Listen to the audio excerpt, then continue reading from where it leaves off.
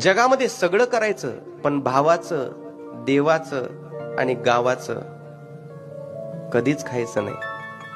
इतिहास साक्षीदार आहे. ज्यानं भावाचं खाल्लंय, ज्यानं गावाचं खाल्लंय, ज्यानं देवाचं खाल्लंय, म्हणजे सोप्या भाषेत ज्यानं दुसऱ्याच्या हक्काचं ओढून खाल्लंय ना, इतिहासामध्ये ते जमा झालेत.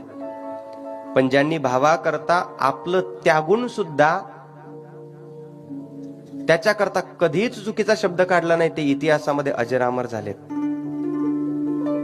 राम वनवासाला गेल्यानंतर भरता करता तर अगदी मोकळं होतं हो सगळं. राजगादी मोकळी होती, तरी सुद्धा त्या राजगादीला स्पर्श केला नाही. नाही नाही, याचे मालक माझे बंधूच आहे, माझं ते माझं, भावाचंही ते माझं असं म्हणणारं कलियुग आहे.